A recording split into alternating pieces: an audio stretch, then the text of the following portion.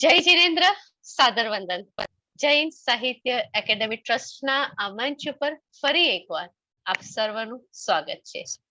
विशेष रूप से स्वागत है हमारे सभी के प्रिय ऐसे हमारे आदरणीय गुरु डॉक्टर धर्मचंद जी जैन का.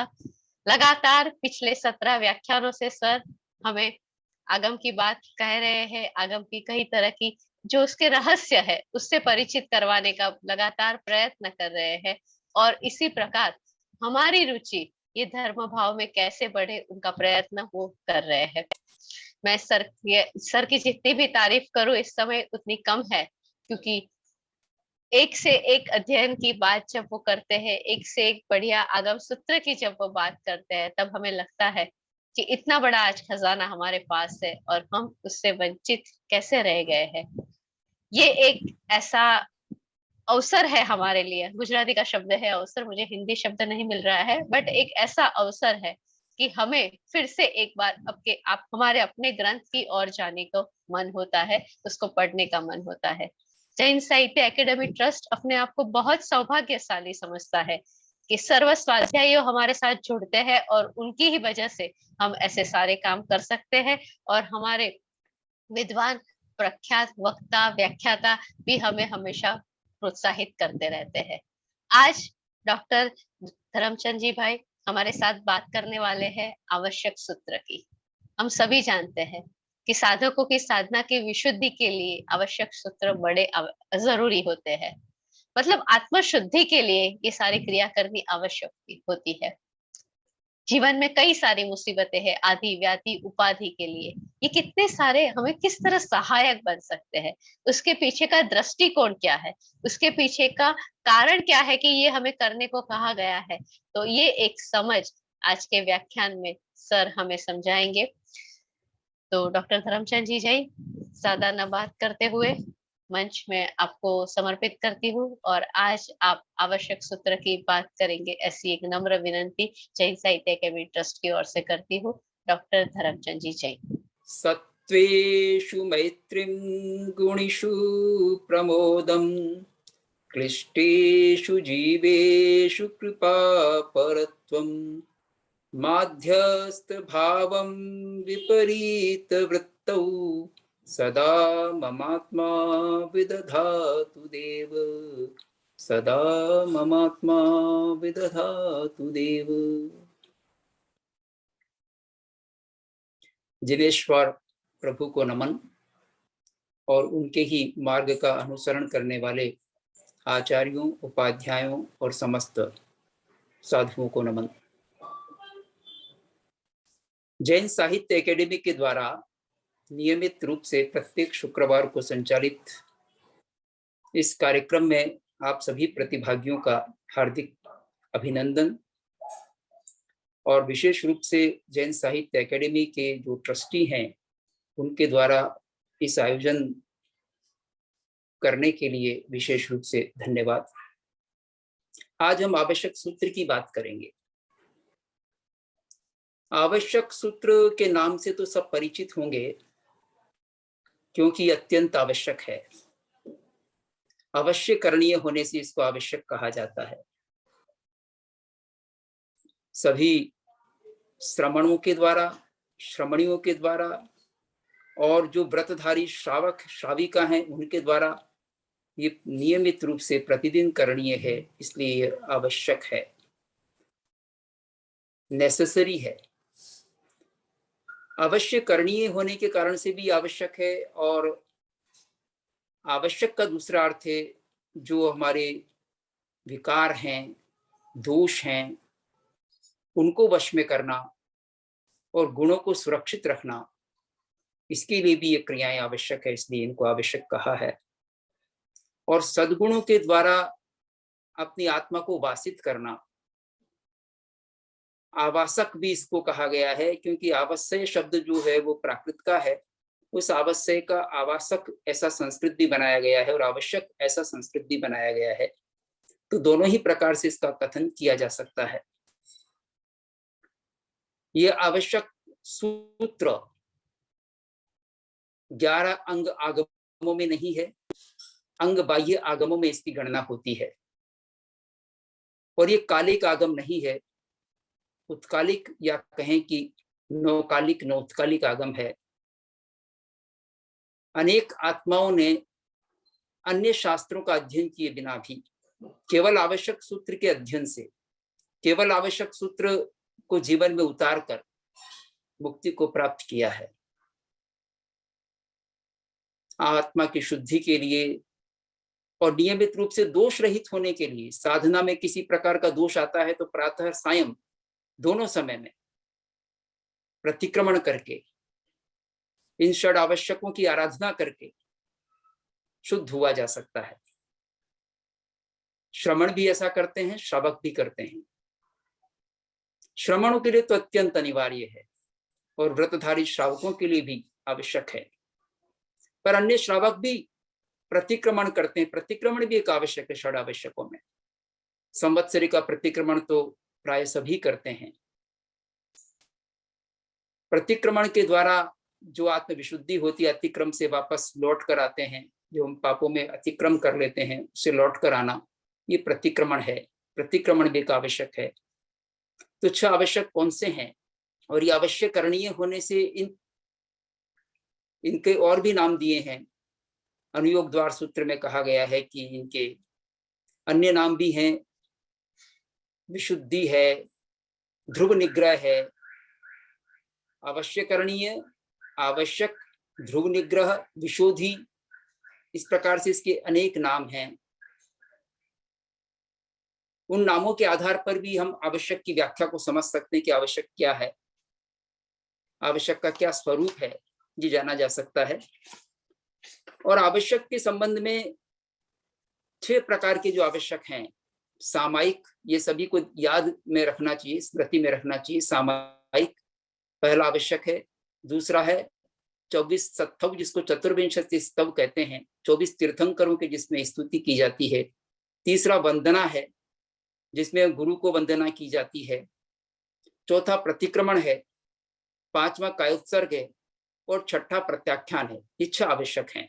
सामायिक, चतुर्विंशति स्तव, वंदना, प्रतिक्रमण, कायोत्सर्ग और प्रत्याख्यान। दिगंबर परंपरा में भी इनको स्वीकार किया गया है। मूलाचार ग्रंथ है भट्टकेर का। भट्टकेर के मूलाचार में षड आवश्यकों की चर्चा प्राप्त होती है। वहां पर यही नाम है, वहां पर 6 आवश्यकों के। सामायिक को समता नाम दे दिया गया है। समता सामायिक में कोई अंतर नहीं है। और चतुर्विंशति स्तव को स्तव कह दिया है, थव। वंदना है तीसरा। चौथा प्रतिक्रमण जो का त्यों है। बस 5वें और 6ठे का वहां क्रम बदल दिया है। 5वां वहां पर प्रत्याख्यान है और 6ठा व्युत्सर्ग और कायोत्सर्ग जिसे कहा गया है, ये नाम दिए गए हैं। तो पूरी जैन परंपरा षड आवश्यकों को स्वीकार करती है। दिगंबर भी स्वीकार करते हैं, श्वेतांबर भी स्वीकार करते हैं। इन आवश्यकों का अगर आप अवलोकन करें, इस आवश्यक सूत्र का अवलोकन करें, तो बहुत छोटा ग्रंथ है, बहुत ही छोटा आगम है, पर इस पे टीकाएं विस्तृत हुई हैं। निरुक्ति सबसे पहले लिखी गई भद्रबाहु के द्वारा। वो निरुक्ति भी काफी बड़ी लिखी गई है। उसमें भी गाथाओं की खूब संख्या है, 1300 गाथाओं के ऊपर उसमें है। चूर्णी भी लिखी गई है जिनदास गणी के द्वारा। भाष्य लिखा गया है। भाष्य एक प्रसिद्ध भाष्य है, विशेष आवश्यक भाष्य, जो जिनभद्र गणी क्षमा श्रवण के द्वारा लिखा गया है। प्राकृत गाथाओं में लिखा है, उसमें उन्होंने निरुक्ति की गाथाओं को भी लिया है और भाष्य की गाथाएं भी है। इस विशेष आवश्यक भाष्य पर भी टीकाओं का निर्माण हुआ है, जिसमें स्वयं जिनभद्र गणी क्षमा श्रवण ने स्वोपज्ञ भाष्य लिखा है। एक भाष्य उनका पूरा नहीं हुआ, स्वोपज्ञ भाष्य, तो उस पर कोट्याचार्य ने उसको पूर्ण किया है। और एक सुंदर भाष्य की जो रचना है, भाष्य पर जो वृत्ति है, टीका है, टीका की स्वोपज्ञ रचना की गई। और उसी प्रकार से उस भाष्य पर मलधारी हेमचंद्र की टीका प्राप्त होती है, वृत्ति जिसे कहा गया है, बृहद वृत्ति है वो भी बड़ी सुंदर है और बहुत ललित रूप में लिखी गई है, बहुत सुंदर व्याख्या उसकी करती है। हरिभद्र सूरी ने, जो मुख्य टीकाकार हैं, इस आवश्यक निरुक्ति पर टीका की रचना की है। ये इस प्रकार से ज्ञात होता है कि एक छोटा आगम होते हुए भी इसको कितना महत्व दिया गया है जैन परंपरा में। कि इस पर निरुक्ति भी है, चूर्णी भी है, भाष्य भी है और टीकाएं भी है। इस प्रकार से आवश्यक सूत्र बड़ा विस्तार प्राप्त कर लेता है टीकाओं के माध्यम से, व्याख्या साहित्य के माध्यम से। केवल समता की विवेचना नहीं है उसमें, ज्ञान की भी विवेचना है, पंचविध ज्ञानों का वर्णन हुआ है। और विशेष आवश्यक भाष्य तो केवल एक आवश्यक में ही पूर्ण हो गया है, सामायिक आवश्यक की विवेचना नहीं। पूरे षडावश्यक तक भी जिनभद्र गणिक क्षमा श्रमण नहीं पहुंचे हैं। तो इन षडावश्यक की महिमा निराली है। इन षडावश्यकों के संबंध में पहला जो आवश्यक है सामायिक, उसके लिए अनुयोग द्वार सूत्र में कहा है सावज्य जोग विरही। सावध्य योग से विरति करने वाली है सामायिक। जो सावध्य कहते हैं पापकारी प्रवृत्ति को, जितनी पापकारी प्रवृत्ति, अवध्य कहते हैं पाप को, और सवध्य, अवध्य न सहितम सावध्यम। अवध्य क्यों कहते हैं उसको? जो वध्य नहीं है, कहने योग्य नहीं है, वो अवध्य है, यानी पाप। वध्य तो जो कथन किया जा सके, वदन करने योग्य, कथन करने योग्य, वद धातु बोलने और कहने के अर्थ में आती है।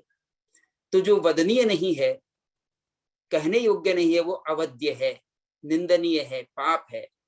पाप से जो युक्त प्रवृत्ति होती है, अवध्य न सहितम सावध्यम, वो सावध्य होती है। तो सावध्य योग से विरति हो जाती है सामायिक में। दूसरा जो 24 है उसको उत्कीर्तन भी कहा है। उत्कीर्तन जो भगवान का हम गुणवानुवाद करते हैं, कीर्तन करते हैं, जिसमें लोगस्य के पाठ के द्वारा विशेष रूप से चतुर्विंशति 24 तीर्थंकरों की स्तुति की जाती है। बाद में भी 24 का निर्माण होता रहा।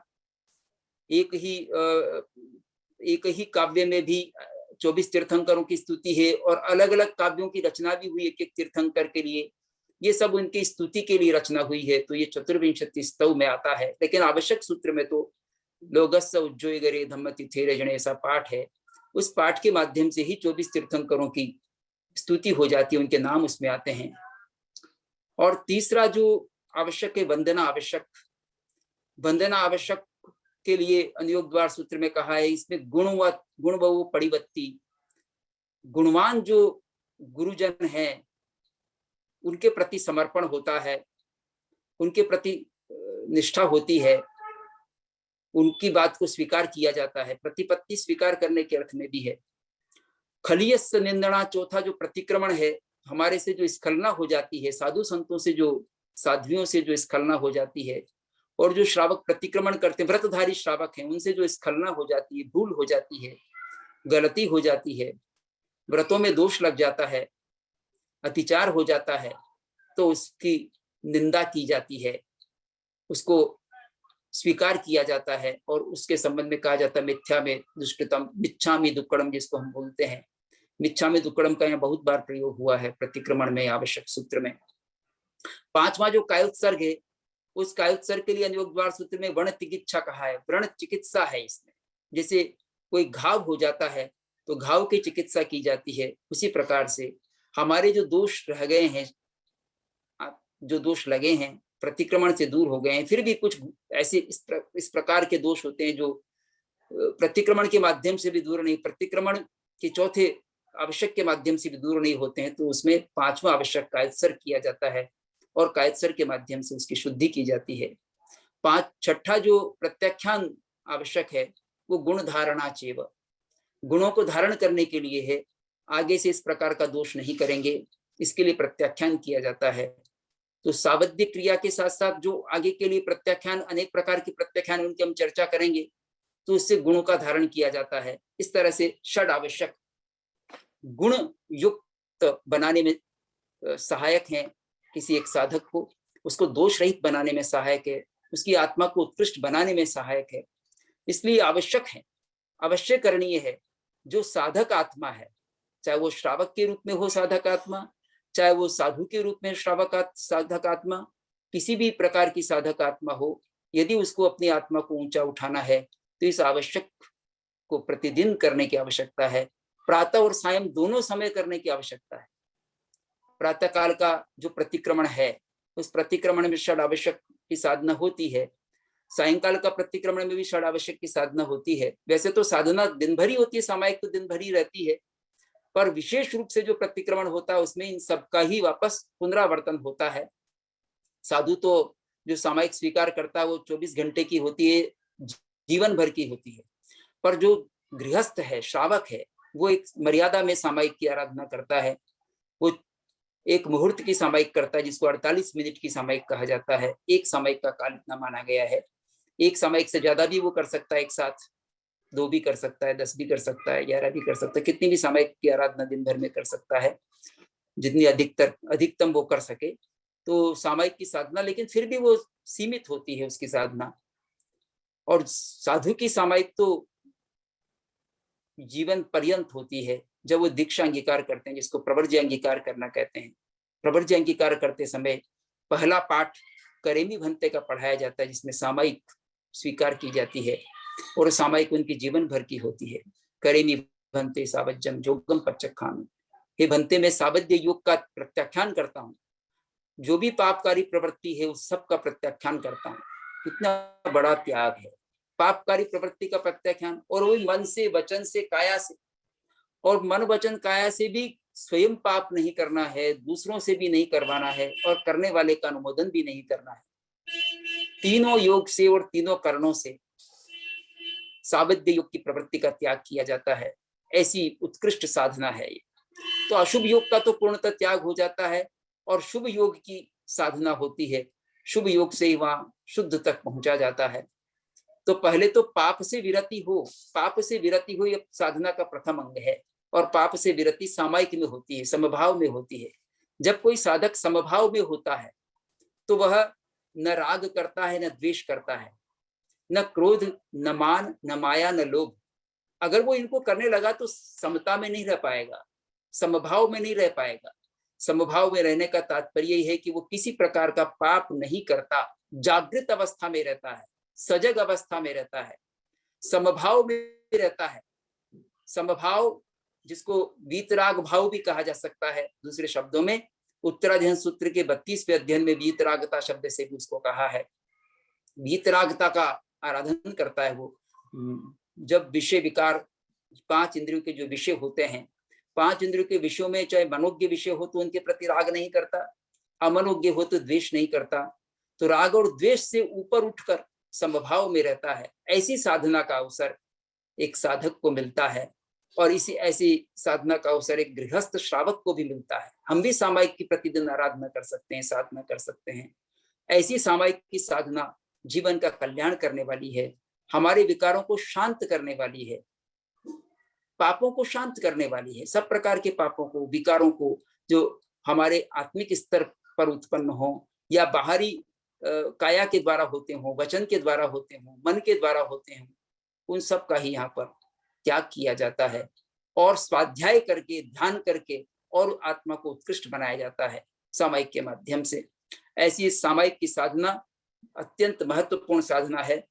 और इसमें जो 8 नाम में बता रहा था पर्यायवाची आवश्यक के, तो आवश्यक, अवश्य करणीय, ध्रुव निग्रह, एक ध्रुव निग्रह नाम दिया है, जिसमें ध्रुव जो सदा के लिए निग्रह करना है, अपनी आत्मा को कषायों से निग्रह करना है, या जो ध्रुव वस्तुएं हैं, ध्रुव चीजें हैं, आत्मा ध्रुव है, उसका निग्रह करना है अन्य विषयों से, विकारों से, तो ध्रुव निग्रह है।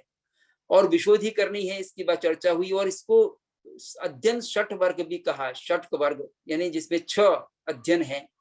सामायिक प्रतिक्रमण, सामायिक वंदना, चतुर्विंशति स्तव वंदना, प्रतिक्रमण, कायोत्सर्ग, प्रत्याख्यान, ये 6 वर्ग है। न्याय है, अपने प्रति न्याय किया जाता है। आवश्यक में अपने प्रति न्याय किया जाता है, यानी कि हम, हमारे में कोई दोष हुआ है तो उस दोष को जानते हैं और दोष का निराकरण करने का प्रयत्न करते हैं, उसका प्रायश्चित लेते हैं, निराकरण करते हैं, भूल को स्वयं स्वीकार करते हैं, जानते हैं और स्वीकार करते हैं। ये अपने प्रति न्याय है। अगर उसको स्वीकार नहीं करेंगे तो अन्याय होगा अपने प्रति, तो न्याय है। और आराधना उसी से होती है। साधना में जो आराधना है, जिससे कि आराधना के माध्यम से मोक्ष सुकर हो जाता है, आसान हो जाता है, मोक्ष में सहायक बनती है आराधना, तो उस षड आवश्यक मुक्ति तक ले जाने वाले हैं। क्योंकि केवल आवश्यक की आराधना से भी मोक्ष में गए हैं जीव। और 8वां जो पर्यायवाची दिया है मार्ग, यही मार्ग भी है, आवश्यक ही मार्ग है, षड आवश्यक, जिसके माध्यम से ज्ञान, दर्शन, चारित्र त्रिरत्न की आराधना साधना हो जाती है, इसलिए यह आवश्यक है। तो इस आवश्यक की साधना करके ही मुक्ति में जाया जा सकता है। कोई भी जीव ऐसा नहीं हुआ जो आवश्यक सूत्र के बिना मोक्ष में गया हो, या कहें कि षड आवश्यक यानी कहीं पाप को दूर करके ही मुक्ति में गया है।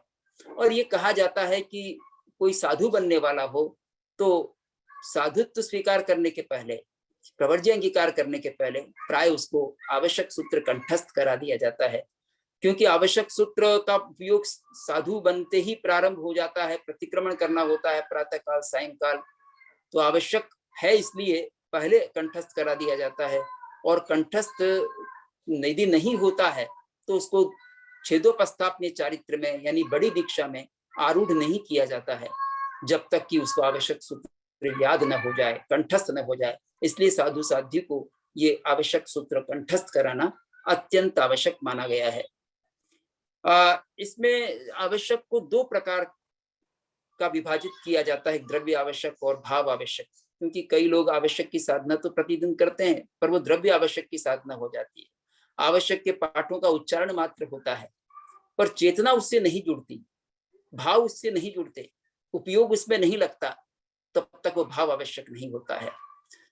चेतना जुड़ने पर, उपयोग लगने पर कि कोई आवश्यक भाव आवश्यक का स्वरूप ग्रहण करता है, तो द्रव्य आवश्यक की अपेक्षा भाव आवश्यक अधिक महत्वपूर्ण है।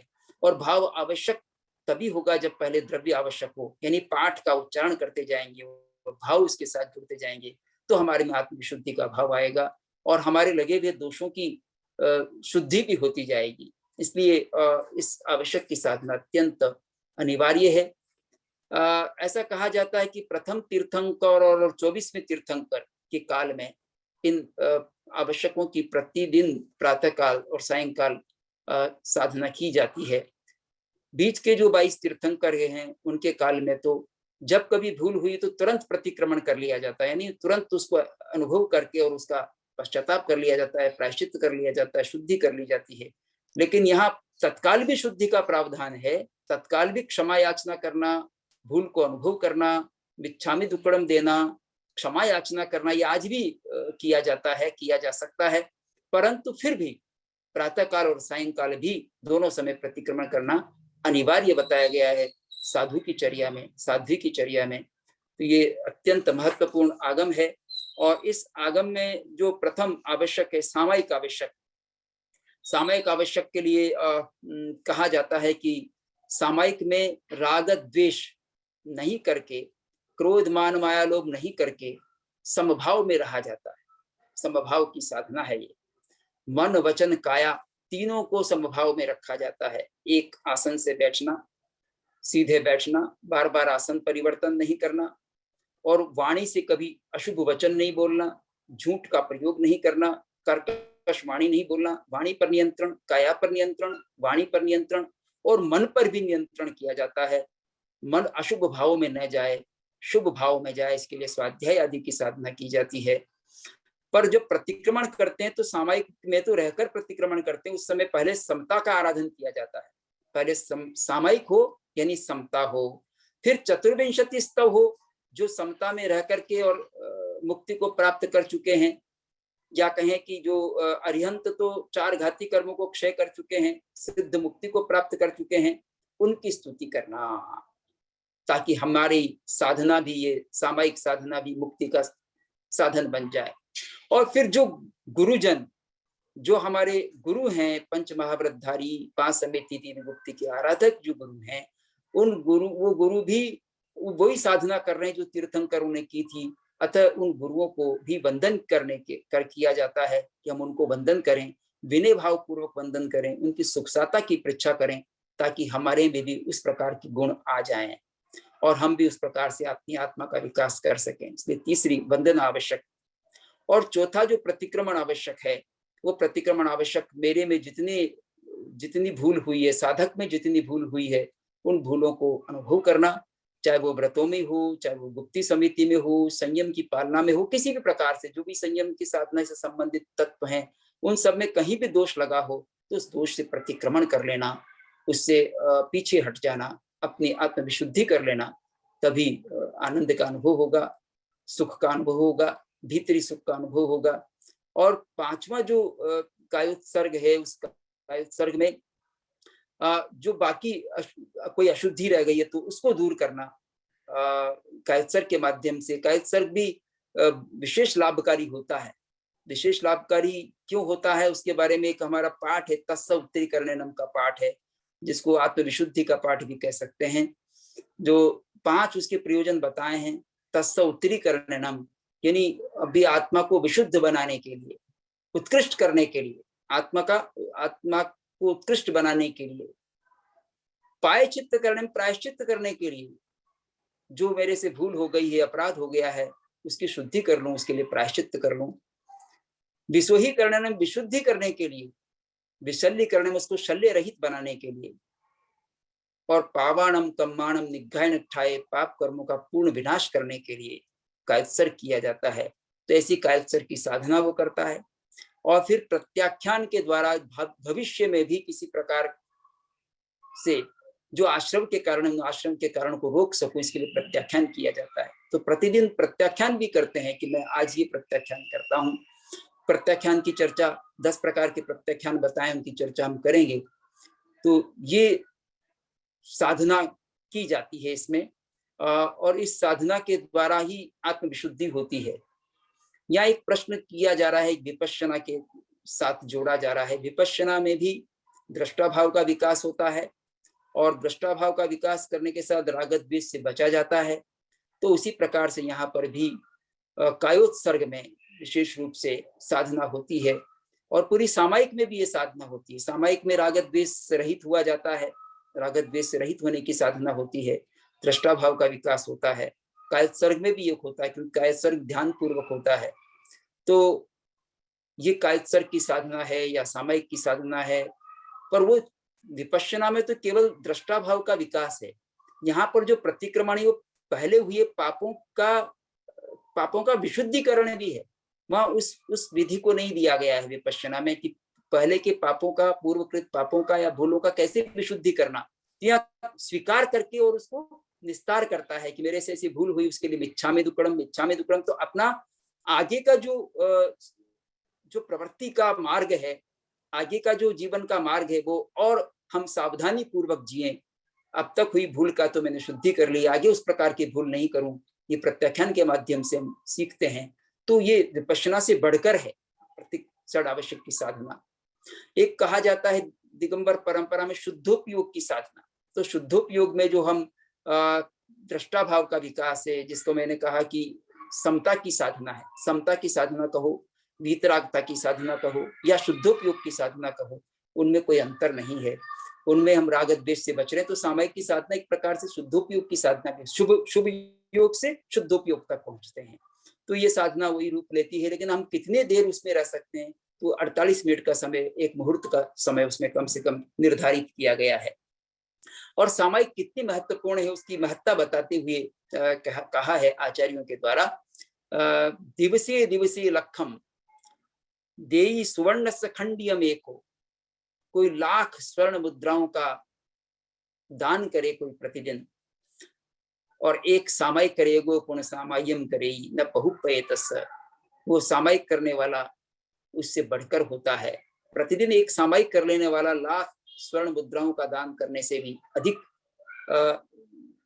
अधिक लाभ प्राप्त करता है आत्मा की दृष्टि से, क्योंकि वो विशुद्धि भाव को प्राप्त होता है।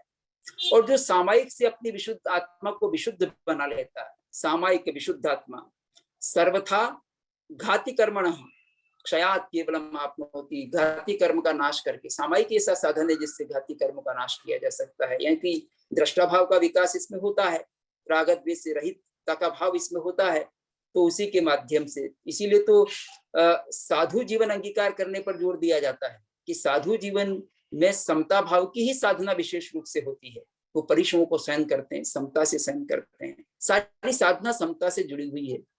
उनको आहार मिले न मिले समता में रहते हैं, लाभ अलाभ दोनों परिस्थिति में, शत्रु मित्र हो, लाभ अलाभ हो, या त्रस स्थावर जीव हो, कोई भी जीव हो, उन सब के प्रति समता में रहते हैं।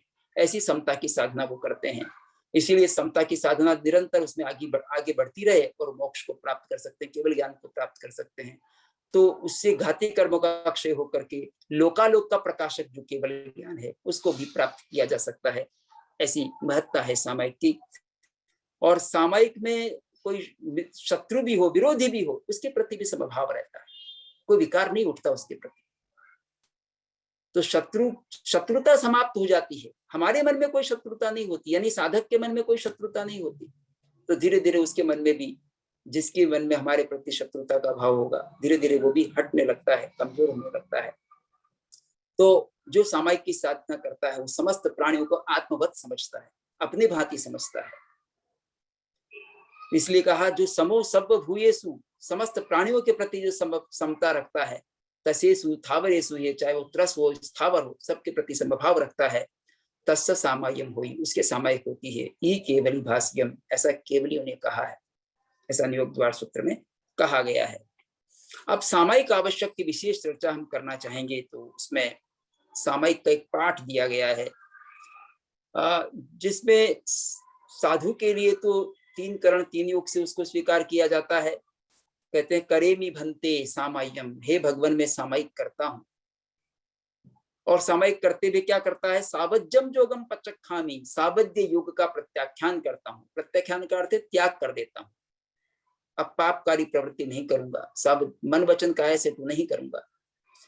यद्यपि उनमें भी कषाय भाव शेष है, साधु बन जाने के बाद में भी साधना तो शेष ही रहती है, क्योंकि कषाय एकदम समाप्त नहीं होते, लेकिन वो उस कषायों को समाप्त करने के लिए तत्पर हो जाता है, कषायों को समाप्त करने के लिए तैयार हो जाता है, उसके लिए प्रयत्नशील हो जाता है, ये उसकी महत्ता है। तो निरंतर अगर उसमें आगे बढ़ता रहता है तो कषायों को जीतता चला जाता है, कषाय पर काबू पाता जाता है। अप्रमत्त भाव में जितना रहेगा, साधु भी प्रमत्त अवस्था में रहता है, 6वां और 7वें गुणस्थान में घूमता रहता है, कभी प्रमत्त संयत बनता है, कभी अप्रमत्त संयत अवस्था में आता है। तो अप्रमत्त संयत का अवस्था तो कम काल के लिए होती है, अधिक काल तो प्रमत्त अवस्था में बीत जाता है। तो अप्रमत्त अवस्था का काल जब बढ़ेगा तो अंतर मुहूर्त में भी उसको केवल ज्ञान हो सकता है, ऐसा माना जाता है शास्त्रों के द्वारा। अब एक प्रश्न ये है कि सामायिक 48 मिनट की श्रावक के लिए क्यों कही गई? तो ध्यान का काल कम से कम या ध्यान का काल एक मुहूर्त का माना गया, आ मुहूर्तात्, एक मुहूर्त पर पर्यंत तक ध्यान रहता है, उसके बाद ध्यान भंग हो सकता है। तो एक मुहूर्त का काल मान निर्धारित किया ध्यान के काल मान के आधार पर सामायिक का, कि 48 मिनट की यानी 2 घड़ी की सामायिक। पहले घड़ी में नाप होता था, मिनट सेकंड नहीं थे, प्रहर था, और प्रहर के साथ फिर ये घड़ियां थी, तो घड़ी शब्द कहते हैं उसको। पहले समय है, आवलिका है, फिर घड़ी है, मुहूर्त है, इस तरह से ही कालमान किया जाता, तो मुहूर्त कह दो। तो एक मुहूर्त या 2 घड़ी की सामायिक की जाती है, ऐसा निर्धारित किया गया, और आज भी उसकी अनुपालना हो रही है। अब समय को हम मिनटों में बांधने लगे और 48 मिनट उसकी कैलकुलेशन आती है, तो ऐसे 48 मिनट की सामायिक होती है, और उसके अनुसार हम मल्टीप्लीकेशन में एक साथ भी सामायिक कर सकते हैं। हालांकि ध्यान इधर उधर जाता है तो फिर वापस उसको लाया जा सकता है, और लाकर शुद्ध योग की साधना की जा सकती है, शुद्धोपयोग की साधना की जा सकती है, वितरागता की साधना की जा सकती है। ये जितनी की जाएगी उतना ही लाभ होगा। तो इसमें सावध्य योग का त्याग किया जाता है। तो श्रावक तो उसका एक मुहूर्त के लिए करता है, और साधु यावत जीवन के लिए करता है, उसी पाठ में बोल दिया जाता है। और साधु ये भी कहता है कि मैं 3 करण 3 योग से ऐसा करता हूँ, मन से, वचन से, काया से, स्वयं सावध्य का सेवन नहीं करूंगा, कराऊंगा नहीं, करने वाले का अनुमोदन नहीं करूंगा, ऐसा वो प्रतिज्ञा करते हैं। और श्रावक 2 करण 3 योग से करता है, मन से और वचन से, और 3 योग स्वयं पाप नहीं करता, दूसरों से नहीं करवाता, और करने वाले का अनुमोदन नहीं करता। वो इतने समय के लिए तो कर सकता है, 48 मिनट के लिए एक साधना में लग सकता है, इसलिए उतना प्रावधान किया गया है। और ये करते हुए जो है अपने किए हुए पापों की निंदा गर्हा भी करता है, और अपनी आत्मा को उन पापों से पृथक कर लेता है, पृथकता का अनुभव करता है। ऐसी साधना का ये स्वरूप उसमें दिया गया है। इसके साथ साथ जो है इसमें और पाठ भी सामायिक आवश्यक, जो प्रथम आवश्यक है, तो इसमें ये 6 अध्ययनों में विभक्त भी है। एक एक आवश्यक का एक एक अध्ययन कह सकते हैं। आवश्यक सूत्र के 6 अध्ययन हैं, प्रत्येक आवश्यक का एक अध्ययन है, तो बहुत छोटा आगम है। तो उसमें जो प्रथम आवश्यक प्रथम अध्ययन है, प्रथम अध्ययन में यद्यपि इसमें कुछ पाठ अलग से भी दिए गए हैं, जैसे नमस्कार मंत्र का पाठ है, तिक्खुत्व का पाठ है, ये दिए गए हैं। पर जो प्रथम अध्ययन है वो प्रारंभ होता है, प्रथम अध्ययन में उसका प्रारंभ किया गया करमी भंते के पाठ से ही। और करमी भंते के अलावा उसमें एक इच्छामी ठामी का पाठ है, तत्सौत्री का पाठ है और ज्ञानातिचार का पाठ है। 4 पाठ इसमें दिए गए प्रथम आवश्यक में। करेमी भंते का जो पाठ है जिसके द्वारा सामायिक ग्रहण की जाती है, तो सामायिक के लिए भी कहा जाता है कि सामायिक किसमें होती है, तो सामायिक आत्मभाव में ही होती है, आत्मा में ही होती है। संभाव तो आत्मा में ही होगा, और आत्मा में समभाव होने से मन भी समता में रहेगा, नियंत्रित रहेगा, इंद्रियां भी नियंत्रित रहेंगी, शरीर भी नियंत्रित रहेगा। आत्मभाव में जब सामायिक उतरती है तो शरीर, इंद्रिय, मन तीना ही सभी और वचन भी सब सध जाते हैं, और इनके माध्यम से आत्मा में संभाव को लाया जा सकता है। इसलिए पहले सीधा बैठना होता है, वाणी को विराम देना होता है, मन को भी नियंत्रित करना होता है, और उसके साथ जो है आत्म विजेता बनना होता है। तो ये करेमी भंते का पाठ जो है बड़ा ही चमत्कारी पाठ है, जो एक श्रावक को, गृहस्थ को साधु बना देता है। उसके बाद ही वो पंच महाव्रत में आरूढ़ होता है साधु, 5 समिति 3 गुप्ती को अपनाता है। तो ये करेमी भंते का पाठ ही चमत्कारिक पाठ है जो हमको साधुत्व तक ले जाता है। छोटा सा पाठ इतना परिवर्तन ला देता है। तो इस प्रथम अध्ययन में, सामायिक अध्ययन में, पहला पाठ करेमी भंते का है, सामायिक स्वीकार करने का। दूसरा पाठ इच्छामी ठामी का है। इच्छामी ठामी का पाठ जिसमें कि प्रतिक्रमण का सार आ जाता है, वो इसी अध्ययन में दे दिया गया है। और इसमें प्रतिक्रमण करने में भी वो सहायक है, तो आलोचना करने में भी सहायक है, कायोत्सर्ग के लिए भी वो सहायक है। काउसगम और आलोम, जब ध्यान, उसके बाद ध्यान किया जाता है तो उसमें काउसग शब्द का भी प्रयोग होता है। और प्रतिक्रमण में इस पाठ को बोला जाता है तो पड़िक्कमामी शब्द का प्रयोग होता है, या पड़िक्कमियों का प्रयोग होता है, पड़िक्कमियों का प्रयोग होता है। इसी तरह से ध्यान करने के पूर्व काउसगम का पाठ होता है। इस तरह से इसी में पाठ भेद होते जाते हैं, और इसके माध्यम से काफी आलोचना हो जाती है अपनी, चाहे वो 5 समिति 3 गुप्ती हो, और भी जो व्रत धारण किए हैं, पिंडेशना है, ये साधु के लिए और श्रावक के लिए पाठों में थोड़ा सा अंतर कर दिया गया है। ब्रह्मचर्य की 9 गुप्ती है, 10 प्रकार के श्रवण धर्म हैं, उनको कहीं खंडित किया हो, या दुर्ध्यान किया हो, दुष्चिंतन किया हो, अकल्पनीय का आचरण किया हो, अकरणीय का आचरण किया हो, उत्सूत्र की प्ररूपणा की हो, उन्मार्ग का आचरण किया हो। इस तरह से इसमें इन सब के प्रति मिथ्या में दुक्कड़म दिया जाता है। मिथ्या में दुष्कृतम, मेरा ऐसा दुष्कृत जो मैंने गलत किया है वो मिथ्या हो, निष्फल हो, इसका मैं अनुभव करता हूँ कि वो मैंने गलत किया है, और मैं उसको स्वीकार करता हूँ और मैं आगे उसको नहीं करूंगा, ऐसा भी संकल्प लेता हूँ, ऐसा उसमें स्वीकार किया जाता है। तो मिच्छामि दुक्कड़म कहने मात्र से नहीं, उसका अनुभव करने पर, कि चेतना के स्तर पर अनुभव करेंगे तो वो उसका फल कम हो जाएगा, दोष का कम हो जाएगा, दोष की शुद्धि हो जाएगी। इसी के लिए प्रतिक्रमण किया जाता है। इसमें पिंडेशना के जो दोष है उनका भी कथन हुआ है। और इसके बाद एक पाठ आता है तत्सौत्तरीकरणम का पाठ, जो कायोत्सर्ग से संबंधित भी है। कायोत्सर्ग जब किया जाता है तो उससे पहले ये पाठ बोला जाता है, जिसकी चर्चा भी मैंने की 5 की। तो और जब इसमें कायोत्सर्ग किया जाता है, कायोत्सर्ग क्या है? काया का उत्सर्ग करना, काया के प्रति ममत्व भाव को त्याग देना। काया को पहले तो स्थिर रखा जाता है, और स्थिर रख करके उसके प्रति अपना ममत्व त्याग दिया जाता है कि मैं शरीर नहीं हूं और शरीर मेरा नहीं है, मैं शरीर से पृथक हूं। शरीर से अपने को पृथकता अनुभव करने के लिए कायोत्सर्ग किया जाता है, और कायोत्सर्ग की साधना करके ही आत्मशुद्धि की जा सकती है। इसमें कुछ आगार भी रखे जाते हैं, अपने पाप कर्मों का नाश करने के लिए कायोत्सर्ग किया जाता है, और कुछ आगार रखे जाते हैं कि यानी कायोत्सर्ग के कारण से कहीं कहीं जैसे ऊंचा श्वास आना, नीचा श्वास लेना, उषसीयणम, निषसीयणम, खासीयणम, खांसी आ जाना, छीयणम, छींक आ जाना, जंभायणम, जंभाई आ जाना, डकार आ जाना या अधोवायु निकलना। तो ऐसे कुछ आगार रखे गए, 12 आगार। ऐसे शरीर की जो क्रियाएं हैं, जो स्वाभाविक क्रियाएं हैं, उन स्वाभाविक क्रियाओं को छोड़कर मैं स्थिर चित्त से और स्थिर रखकर, वो कायोत्सर्ग खड़े होकर भी कर सकते हैं, बैठकर भी कर सकते हैं। तो इस मुद्रा में कायोत्सर्ग करके अपनी काया का उत्सर्ग कर दें, काया का त्याग कर दें, यानी काया से अपने को पृथक अनुभव कर लें। इस तरह काया से अपने को भिन्न अनुभव करते हुए और अपनी आत्मविशुद्धि की जाती है।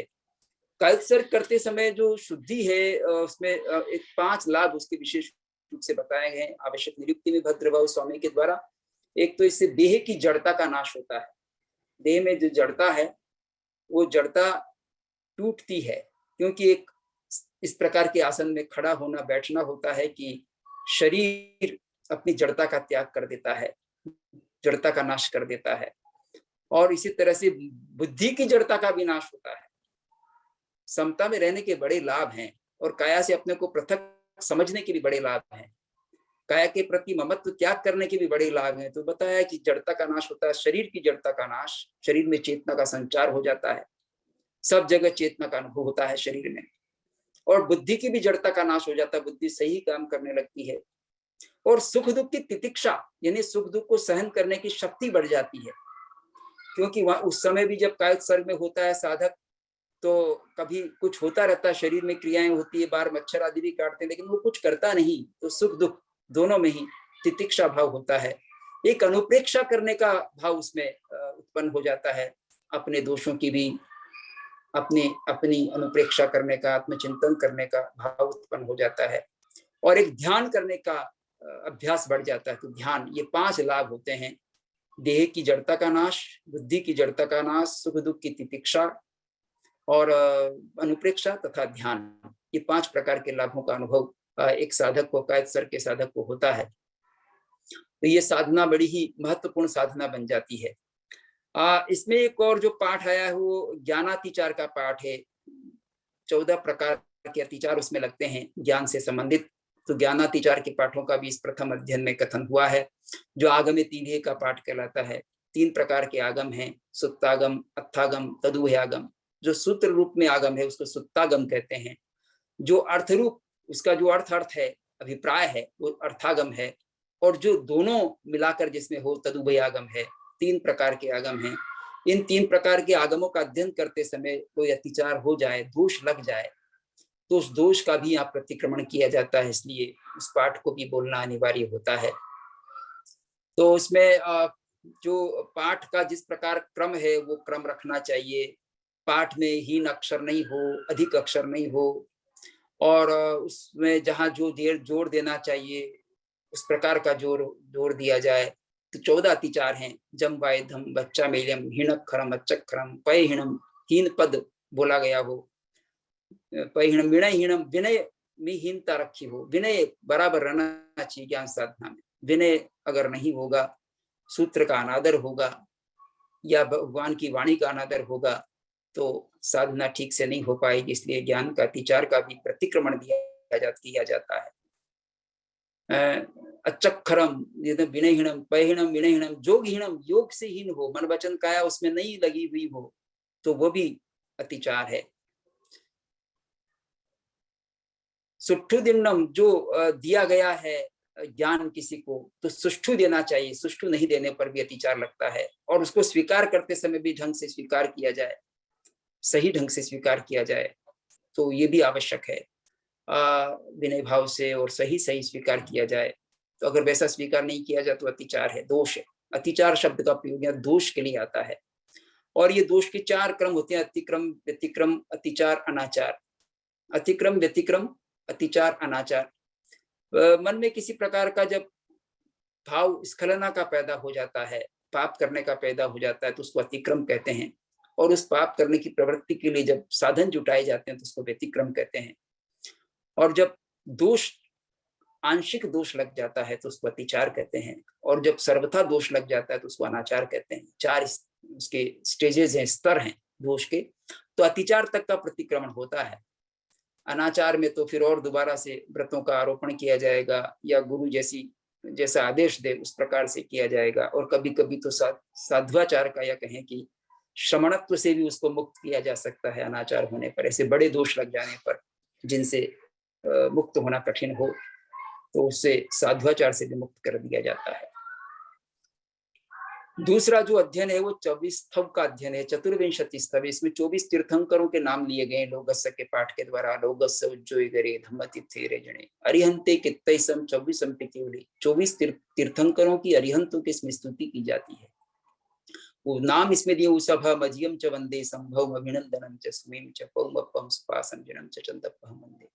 इस तरह से स्तुति की गई 24 तीर्थंकरों की, और 24 तीर्थंकरों की स्तुति करने के साथ कहा गया है कि इनकी जो मैंने स्तुति की है एवं में अभित्वा, इस प्रकार जो स्तुति की ये मेरे लिए कल्याणकारी बने।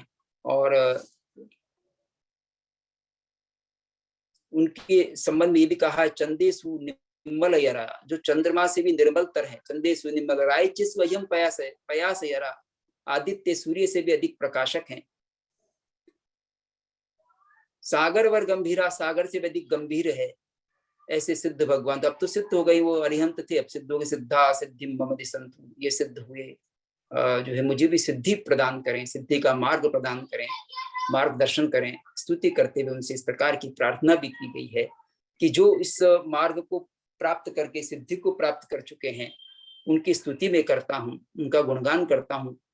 कित्ती वंदे महिया, कीर्तन करता हूँ, वंदन कीर्तन शब्दों से वंदन करता हूँ, शरीर से स्तुति करता हूँ। कित्ती वंदी महिया, और मन से उनकी पूजा करता हूँ, उन पर श्रद्धा रखता हूँ। इस तरह से तीनों योगों के माध्यम से कित्ती वंदी मैया जे ए लोगस उत्तमा सिद्धा, उत्तम सिद्ध है, इस तरह से उनकी स्तुति की गई है। तो ऐसे स्तुति करने के साथ, स्तुति करने पर जिन्होंने सिद्धि प्राप्त कर ली उनको तो स्मरण करना चाहिए, प्रभु का स्मरण करके आगे बढ़ें तो हम शक्ति प्राप्त होती है। इससे भी भगवान की स्तुति करने से, चतुर्विंशति स्तुति करने से आत्म सामर्थ्य का विकास होता है, आत्म सामर्थ्य बढ़ता है, इसलिए उनकी स्तुति करनी चाहिए। ये स्तुति करने के बाद जो तीसरा अध्ययन, इसमें केवल एक ही पाठ दिया गया है दूसरे अध्ययन में, चतुर्विंशति स्तव का। तीसरा अध्ययन वंदना आवश्यक है का है, और इसमें जो इच्छा में खमासमणों का पाठ है वो दिया गया है। इसमें इच्छा में खमासमणों के पाठ से जो मूर्ति पूजक परंपरा है वो अधिक परिचित है। वैसे तो सभी जगह इस पाठ को बोला जाता है, पर वो इस पाठ से वंदना करते हैं, ये उत्कृष्ट वंदना है। तिक्खुत के पाठ से मध्यम वंदना होती है, और मत्थेण वंदामि ऐसा कहने से जघन्य वंदना होती है। सबसे छोटी वंदना है जघन्य वंदना, मत्थेण वंदामि, मस्तक झुकाकर वंदन करता हूँ। और मध्यम वंदना है तिक्खुत, तो 3 बार वंदना की जाती है। उसमें आयाहीणम पयाहीणम करेमि वंदामि नमंसामि सक्कारेमि सम्मानेमि कल्याणम मंगलम देव्यम चेय्यम पच्चुवासामि मत्थेण वंदामि, ऐसा पाठ है मध्यम वंदना का। और इच्छा में खमासमणों का पाठ तो बड़ा पाठ है, जिससे जो उत्कृष्ट वंदना है। क्षमा श्रमण, जो साधु हैं, एक साधु भी इच्छा में खमासमणों का पाठ बोलता है, श्रावक भी बोलता है। श्रावक के लिए तो गुरु सीधे ही होते हैं, लेकिन उनमें भी तो गुरु होते हैं, साधुओं में भी गुरु होते हैं, क्षमा श्रमण होते हैं उनके प्रति। इस प्रकार का भाव, अहोभाव इसमें लाया जाता है। अहोभाव पूर्वक, बहुत ही विनय भाव पूर्वक, और एक निश्चित आसन से बैठ करके, कुड़ु आसन से बैठ करके, और उनको वंदन किया जाता है। उनकी शरीर यात्रा की, उनकी साधना की सुखसाता पूछी जाती है। उनको कोई पीड़ा दी गई हो मन से, वचन से, काया से, तो उसके लिए उसको स्वीकार किया जाता है, उनसे क्षमा मांगी जाती है। और अपना 33 प्रकार की आशातनाओं में से कोई भी आशातना हुई हो तो उसका अनुभव करके और उसके लिए शुद्धि की जाती है। ऐसे वंदना आवश्यक, वंदना करके उनके गुणों का आधान किया जाता है ज्ञान दर्शन चारित्र्य की साधना में अभिवृद्धि के लिए। तो इच्छा में खमासमणों का पाठ भी अत्यंत महत्वपूर्ण है अपने आत्म विकास के लिए। इसमें जब सायंकाल प्रतिक्रमण किया जाता है तो दिवस संबंधी अतिचार, दिवस दिन भर में जो अतिचार लगे उसका सायंकाल प्रतिक्रमण होता है। रात्रि में जो अतिचार लगते हैं उसके लिए प्रातः काल सूर्योदय से पहले प्रतिक्रमण किया जाता है। इसलिए संध्या पूर्व, सूर्योदय के पूर्व और इधर सूर्योदय के पश्चात। और कुछ परंपराओं में सूर्योदय के पूर्व भी सायंकाल प्रतिक्रमण कर लिया जाता है, जैसा मूर्ति पूजक परंपरा में है। स्थानकवासी परंपरा सायंकाल सूर्यास्त के बाद करती है, पर दिन भर के जो पाप लगे तो सायंकाल करना है, और रात्रि में जो दोष लगे हैं तो उनका प्रातःकाल प्रतिक्रमण किया जाता है। इस तरह का एक विधान है।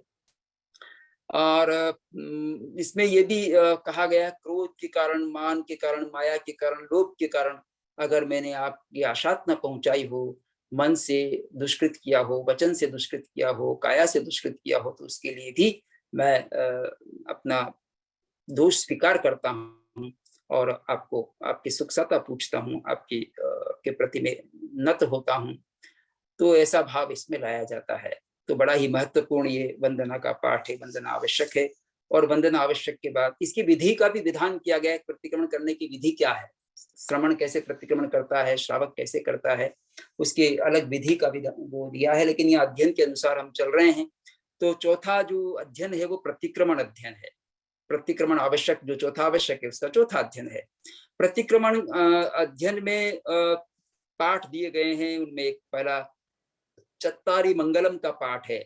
4 प्रकार के मंगल होते हैं। चत्तारी मंगलम, अरिहंता मंगलम, सिद्धा मंगलम, साहू मंगलम, केवली पंडितो धम्मो मंगलम।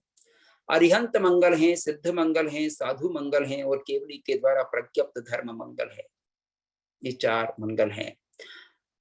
और ये 4 का ही शरण ग्रहण किया जाता है। 4 मंगल का ही।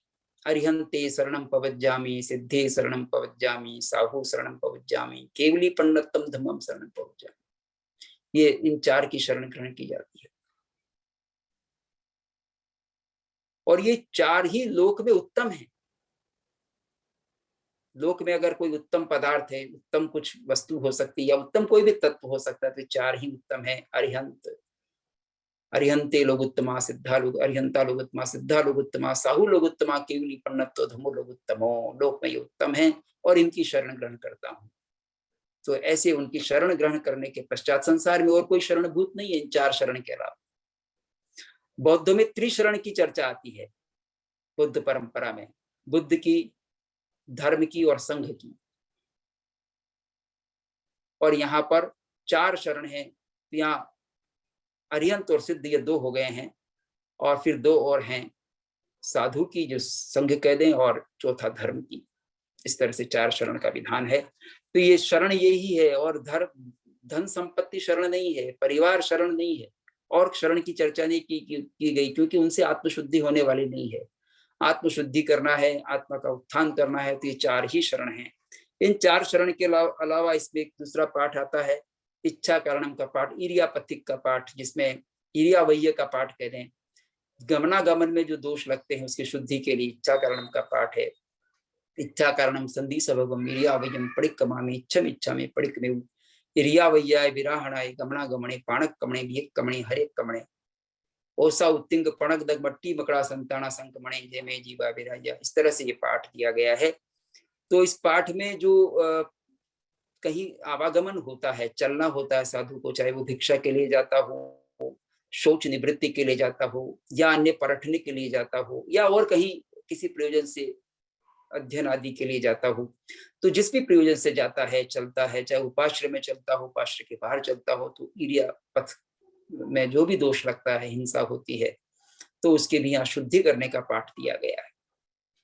और इस पाठ में एक इंद्रिय, बेंद्रिय, तेंद्रिय, चौरिंद्रिय, पंचेंद्रिय, 5 प्रकार के जो जीव हैं, उन 5 प्रकार की किसी भी रूप में हिंसा हुई हो, 10 प्रकार की इसमें विराधना कही गई है, हिंसा बताई गई। अभिहया यानी अभिहत किया हो, उनको चलते चलते और पांव से अभिहत कर दिया, अभिघात पहुंचाया।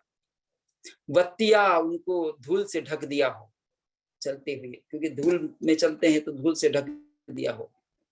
लेसिया, रगड़ उनकी लग गई हो, रगड़ दिया हो, फसल दिया हो।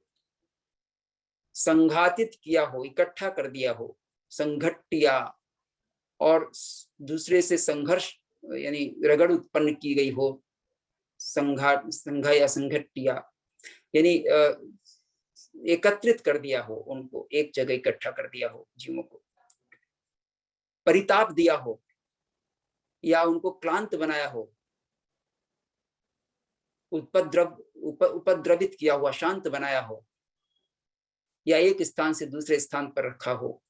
इस तरह से उसमें 10 प्रकार के विराधनाएं बताई गई है। ये सब त्याज्य हैं, किसी प्रकार के ऐसा दोष साधु को कल्पता नहीं है। श्रावक भी जब साधना में होता है तो उसके लिए भी कल्पता नहीं है, इसलिए वो भी इन पाठों का उच्चारण करता है। तो ये आत्म शुद्धि के ही पाठ है, इरिया वैया का पाठ, जिसमें हिंसा के रूप भी बताए हैं।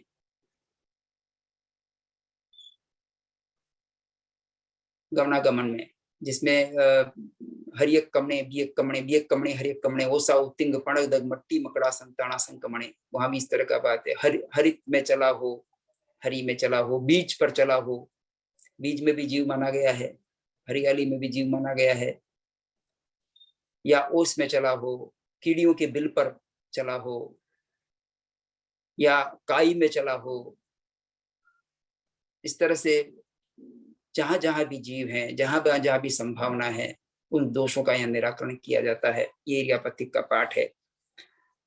इसी तरह से इसमें और पाठ का जो है समावेश किया गया है, जिसमें प्रथम समण सूक्त है शय्या सूत्र।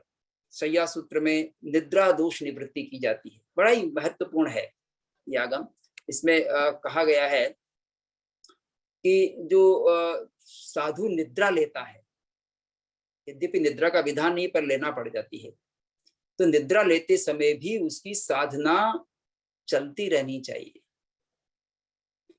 उसमें भी दोष न लगाए। वो निद्रा में भी किसी जीव की हिंसा न हो, करवट बदलते समय न हो, आकुंचन प्रसारण करते समय न हो, यानी शरीर को सिकोड़ना फैलाना पड़े, करवट बदलना पड़े, तो उसमें भी जीव की हिंसा न हो।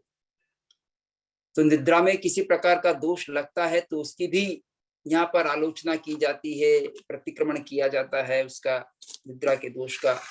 ये बड़ा ही महत्वपूर्ण जो है आगम है।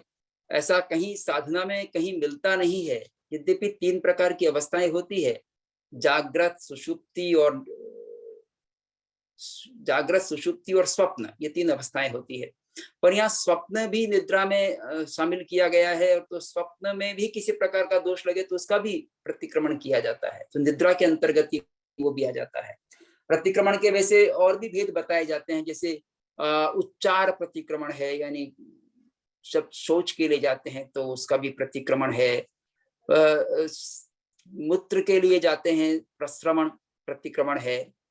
मूत्र के लिए जाते हैं तो उसका भी प्रतिक्रमण है। इसी तरह से प्रतिक्रमण या जो है स्वप्न का भी प्रतिक्रमण होता है, स्वप्नांतिक प्रतिक्रमण। स्वप्न में किसी प्रकार का दोष लगता है तो उसका भी प्रतिक्रमण किया जाता है।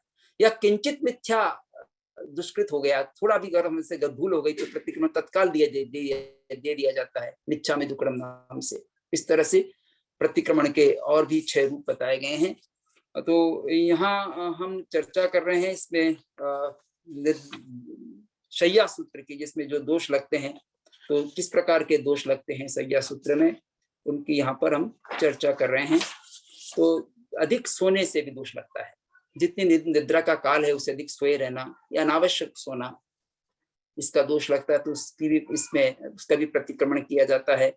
अमर्यादित रूप से सोना, पगाम सिज जाए, निगाम सिज जाए, या बिना पूजे और बिना प्रमार्जन के लेटना सोना, और कई जीवों से संघटा करना, या खांसना, कुचेष्टा करना, कोई भी हरकत हो उससे हिंसा होती हो, या प्रतिकूल शैया मिल गई तो अकुलाहट पैदा होना, बड़बड़ाना ऐसा होना, या छींकना भी तो अविधि से छींकना, छींकते समय कुछ वस्त्र अपने यहाँ लगा लेना चाहिए।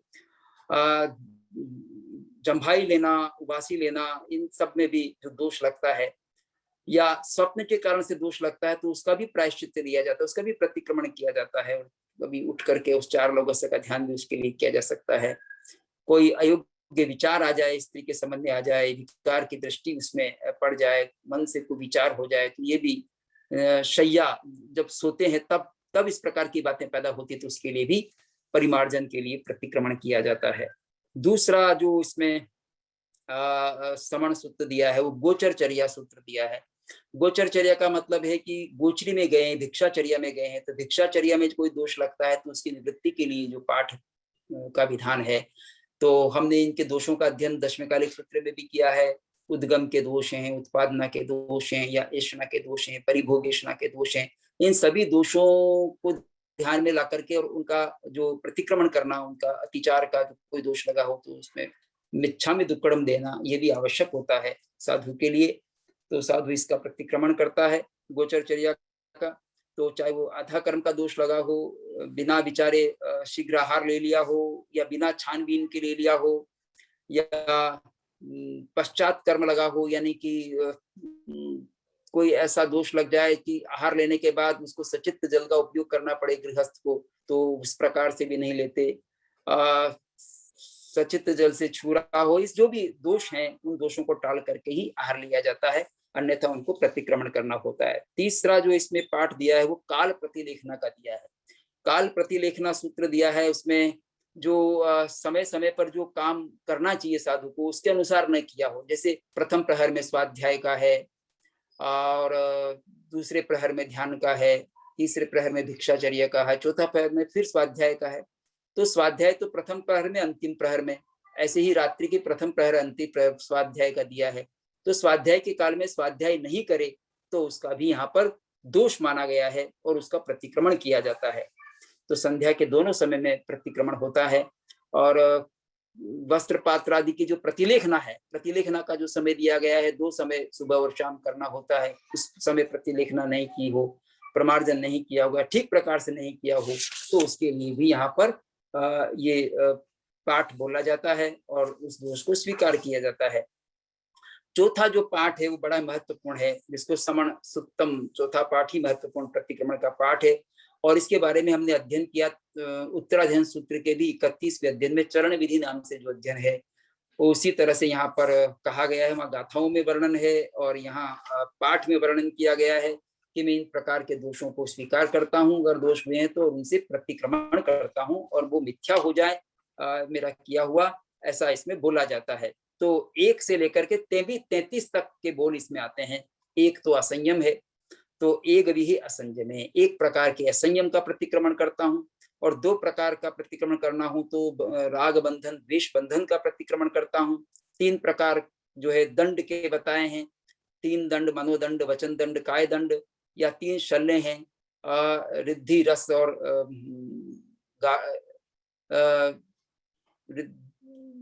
रिद्धि रस और एक और गारव, 3 प्रकार के गारव भी बताइए। गारव में है 3 प्रकार, माया मिथ्या निदान, 3 शल्य हैं, माया मिथ्या निदान, और 3 गारव हैं, रिद्धि रस और साता का गारव। ये 3 गारव और 3 विराधनाएं ज्ञान दर्शन चारित्र की, इनमें कोई भूल हुई हो, इनके कारण से दोष लगा हो, तो इनका भी प्रतिक्रमण किया जाता है। ऐसे ही फिर 4 की संख्या में विधान किया गया, 4 कषाय, 4 संज्ञाएं, 4 विकथाएं, इनका भी प्रतिक्रमण किया जाता है। 4 ध्यान का भी यहाँ कथन किया है, जिसमें 2 ध्यान का प्रतिक्रमण होता है और 2 ध्यान करने योग्य होते हैं। 5 प्रकार की क्रियाएं, 5 प्रकार के काम गुण जो शब्द रूप गंध रस स्पर्श वाले होते हैं, इनका प्रतिक्रमण होता है। 5 महाव्रत का और 5 समिति का। इसी तरह से 6 की संख्या में 6 जीव निकाय का, 6 लेश्याओं का अवलोकन करके कौन सी शुभ लेश्याएं अपना सकते हैं, अशुभ का त्याग करना है, तो उसी अनुसार प्रतिक्रमण होता है। 7 भय स्थान हैं, जो यह लोक परलोक, आदान भय, अकस्मात भय, आजीविका भय, अपयश कीर्ति भय और मरण भय के रूप में जाना जाता है। 8 मद स्थान है, जाति कुल आदि के रूप में। 9 ब्रह्मचर्य गुप्ती है, 10 श्रमण धर्म है, 11 उपासक प्रतिमाएं, 12 भिक्षु प्रतिमाएं हैं, 13 क्रिया स्थान है, 14 भूतग्राम है, 14 जीवों के जो भेद हैं, और 15 परमाधार्मिक, इनका अध्ययन हमने किया है। और इसी तरह से 33 तक चलता है ये क्रम। 22 में परिचय भी आ जाते हैं, 22 परिचय है, और 25 भावनाएं हैं 5 महाव्रतों की। 27 अणगार के जो गुण हैं उनके बारे में है। 29 पाप श्रुत प्रसंग हैं। ये सब क्रम से ही चलते हैं, सभी संख्याओं बताएं। 32 योग संग्रह है और 33 आशात्माएं हैं। इनमें जिस किसी का भी दोष लगा हो तो उसका प्रतिक्रमण दिया जाता है। और 33 आशात्माओं का भी कथन किया गया है। कौन सी आशात्माएं हैं, जैसे अरिहंत, सिद्धाचार्य, उपाध्याय, साधु, साध्वी, श्रावक, श्राविका, सबके प्रति जो भी आशात्मा लगी हो, और सभी प्राणभूत जीव सत्य के प्रति आशात्मा लगी हो, तो उन सब का भी प्रतिक्रमण इसमें किया जाता है। 5वां पाठ जो है इसमें महत्वपूर्ण है निर्ग्रंथ प्रवचन के नाम से, जिसमें भगवान की वाणी पर श्रद्धा प्रतीति को मजबूत किया जाता है और दृढ़ किया जाता है। भगवान ने जो वचन कहा है उसको मैं स्वीकार करता हूँ, वो सत्य वचन है, अवितत है, मुझे वो प्रतीति है, मुझे उस पर श्रद्धा है, रुचिकर है। ये सब पाठों से उसके बार बार अपनी श्रद्धा को दृढ़ करने की बात इसमें की जाती है और उसका महत्व स्वीकार किया जाता है कि भगवान ने जो फरमाया है वो बड़ा ही महत्वपूर्ण है। पांचवा जो अध्ययन है वो कायत्सर्ग का अध्ययन है। कायत्सर्ग की चर्चा पहले हमने की है, तो इसमें देवसीय पायचित्त विसोहरथम कार्य करेमी कौसगम, देवसीय जो दिवस संबंधी जो प्रायश्चित्त है, दिवस संबंधी जो दोष लगे हैं उसका प्रायश्चित्त करके विशुद्ध करने के लिए कायत्सर्ग करता हूँ। ऐसे ही रात्रि के लिए कर सकते हैं, ऐसे ही 6 प्रकार के हो सकते हैं दिवस संबंधी। ये विशेष रूप से जो श्रावक होता है वो प्रतिदिन नहीं करता है, तो उसके लिए तो विशेष महत्व के, पर साधु के लिए भी हैं। तो एक तो देवसीय प्रतिक्रमण होता है दिवस संबंधी, एक राह्य होता है रात्रिक प्रतिक्रमण, एक पाक्षीय होता है पाक्षिक प्रतिक्रमण, एक को चातुर्मासिक प्रतिक्रमण होता है और एक सांवत्सरिक प्रतिक्रमण। तो ये 5 प्रकार हैं प्रतिक्रमण के। और प्रतिक्रमण के 5 प्रकार दूसरी तरह से भी होते हैं, मिथ्यात्व का प्रतिक्रमण, अव्रत का प्रतिक्रमण, प्रमाद का प्रतिक्रमण, कषाय का प्रतिक्रमण, अशुयोग का प्रतिक्रमण। क्योंकि 5 ही आश्रम के कारण बनते हैं ये 5 भी, तो इन आश्रम के कारणों का निरोध किया जाता है इसमें। तो ये प्रतिक्रमण जो है 5 प्रकार का इस रूप में बताया है। तो मिथ्यात्व का प्रतिक्रमण किससे हो जाता है कि दर्शन संकित का पाठ इसमें बोला जाता है तो उससे हो जाता है। ऐसे हर एक का उसमें विधान किया गया है किस से कौन सा पाठ से कौन सा प्रतिक्रमण हो सकता है। तो कायत्सर्ग की बात काफी हमने पहले कर ली है और अब है प्रत्याख्यान आवश्यक। प्रत्याख्यान आवश्यक छठा आवश्यक है और ये छठे आवश्यक में छठा अध्ययन भी इसको कह सकते हैं। तो प्रत्याख्यान करते समय एक विशेष बात यह है कि प्रत्याख्यान सुप्रत्याख्यान होना चाहिए, ज्ञान पूर्वक होना चाहिए प्रत्याख्यान। अज्ञानता पूर्वक जो प्रत्याख्यान किया जाता है उसको दुष्प्रत्याख्यान कहा गया है। मालूम नहीं है कि इसका पालन कैसे करना है, क्या है प्रत्याख्यान का स्वरूप, उसको बिना जाने अगर हम त्याग करते हैं तो दुष्प्रत्याख्यान है, क्योंकि उसकी पालना ठीक से नहीं होगी। जो प्रत्याख्यान किया उसके बारे में जानकारी है ठीक से, तो उसका पालन ठीक से कर सकते हैं, भाव से कर सकते हैं, तो सुप्रत्याख्यान होता है। सुप्रत्याख्यान ही आश्रव के निरोध में सहायक होता है। प्रत्याख्यान का क्या लाभ पहुंचाता है कि आसव द्वाराई निरुंभई, आश्रव के द्वारों का निरोध कर देता है। और आश्रव के द्वारों का निरोध करने से क्या होता है, इच्छा का भी निरोध हो जाता है। और इच्छा का निरोध होने से क्या होता है, विगत तृष्ण हो जाता है, वितृष्ण हो जाता है, व्यक्ति तृष्णा समाप्त हो जाती है। तो तृष्णा को समापन करने के लिए प्रत्याख्यान अत्यंत महत्वपूर्ण आवश्यक है। प्रत्याख्यान का अर्थ त्याग होता है। वो कषाय का भी हो सकता है प्रत्याख्यान, रागादि का भी प्रत्याख्यान हो सकता है, लेकिन उसके पाठ नहीं है। पाठ तो 10 प्रकार के प्रत्याख्यानों के पाठ हैं, या और भी हो सकते हैं इस प्रकार के पाठ। ये पाठों का निर्माण तो किया जा सकता है कि पाठ किस किस या प्रत्याख्यान भिन्न भिन्न प्रकार से बिना पाठ के भी लिए जा सकते हैं, कोई भी प्रत्याख्यान हो सकता है। पर 10 प्रकार के जो प्रत्याख्यान हैं जो प्रसिद्ध हैं हमारे यहाँ, वो है नवकारसी, जिसको आप तो सब जानते हैं, नवकारसी करते हैं। तो नवकारसी का मतलब हम सवेरे का जो ब्रेकफास्ट है वो अर्थ समझने लग गए हैं, लेकिन वो अर्थ नहीं है। नवकारसी के पश्चात जो हम ब्रेकफास्ट करते हैं वो ब्रेकफास्ट उसके बाद किया जाता है, पर वही नवकारसी नहीं है। नवकारसी आ जाओ। नवकारसी का मतलब है कि 48 मिनट तक, सूर्योदय के 48 मिनट तक, एक मुहूर्त तक 4 प्रकार के आहार का त्याग। तो अशन, पान, खादिम, स्वादिम, 4 प्रकार में से कोई आहार का सेवन नहीं करना, तब नवकारसी होती है। उसके बाद जब हम ग्रहण करते हैं तो उसको भी उपचार से कोई कोई नवकारसी कह देते हैं, पर वो नवकारसी नहीं। नवकारसी तो प्रत्याख्यान है, एक नमस्कार मंत्र के नाम पर रखा गया है। और उसके बाद पौरुषी या पौरुषी भी प्रत्याख्यान, जो दिन के 4 प्रहर हैं उनमें से एक प्रहर तक 4 आहारों का त्याग उसमें किया जाता है। एक 1.5 पौरुषी भी हो सकता है, और 2 पौरुषी जिसको परिमड्ढ कहा है, दिन का आधा भाग तक प्रत्याख्यान है 4 प्रकार के आहारों का, तो वो परिमड्ढ है। इसी तरह से एक होता है दिवसचरिम, दिन के जो अंतिम भाग है, दिन का जो अंतिम भाग है उसके एक मुहूर्त पहले से जो त्याग किया जाता है 4 आहारों का, वो दिवसचरिम है। एकाशन होता है, एक समय भोजन करने के अलावा और भोजन नहीं करना, पानी पिया जा सकता है, तो एकाशन व्रत है। इनके पाठ दिए हुए सब, और इसी तरह से एक एक स्थान, इसको एकल ठाणा भी कहते हैं, एक ही स्थान पर बैठना है और आकुंचन प्रसारण नहीं करना है शरीर का, शरीर को हिलाना डुलाना नहीं है, जहाँ बैठे हैं उसी जगह पर भोजन करना है और एक समय भोजन करके बाकी पानी का सेवन किया जा सकता है। ये एकल ठाणा है, और कोई पानी भी उसी समय सेवन करते हैं, बाद में पानी भी नहीं लेते हैं। और एक होता है उपवास। तो उपवास तो हम सब जानते हैं, इसमें अभक्त होता है, भोजन नहीं किया जाता है।